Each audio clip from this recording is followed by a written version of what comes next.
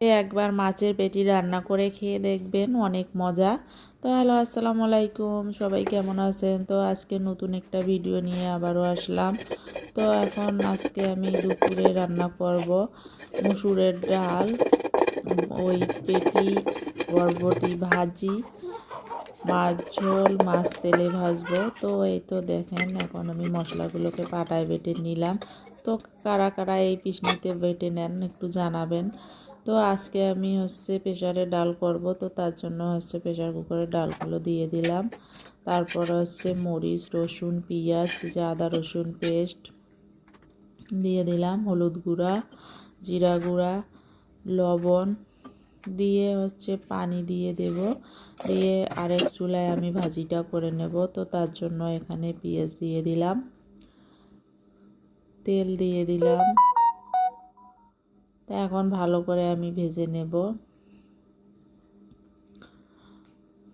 আদা রসুন পেস্ট দিলাম।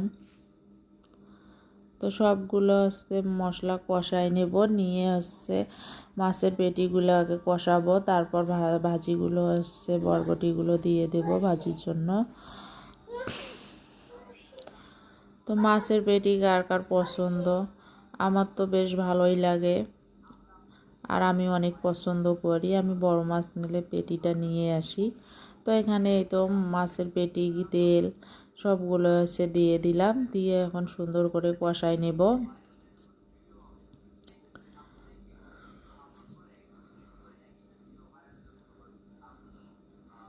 তারপর এখন কেটে রাখা বরবটি, আলুগুলো দিয়ে দেব। এখন সুন্দর করে ভালো করে নেড়ে চেড়ে ভালো করে নেব। এখন ভাজিটাকে আমি কষাই নেব।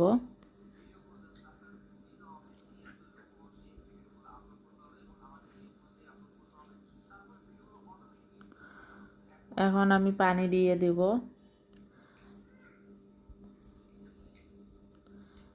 এখন ভাজিটা চুলায় হতে থাক। এখন আমি মাছটা মেখে নেব। তার জন্য এখানে মরিচ গুঁড়া, হলুদ গুঁড়া, লবণ দিয়ে সুন্দর করে মাছটাকে মাখায় নিব।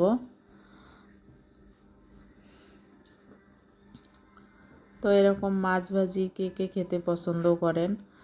আমার বাসায় তো আমার হাজব্যান্ড অনেক পছন্দ করে। তো এই তো ভাজিটা হয়ে গেছে। এই যে আরেক চুলায় ডাল। এখন ডালটাকে আমি বাগার দিয়ে আমি ঝোল মাছ রান্না করব। তার জন্য এখানে এই যে মশলা কষাই নিছি, নেওয়ার পর যে মাছগুলো দিয়ে দিছি। আরেক চুলায় মাছটা আমি ভেজে নেব। তো এটা আজকে রান্না বান্না। তো কার কার আমার ভিডিওটা পছন্দ তো অবশ্যই জানাবেন, আর লাইক কমেন্ট শেয়ার করবেন, আর পাশে থাকবেন। আল্লাহ হাফেজ।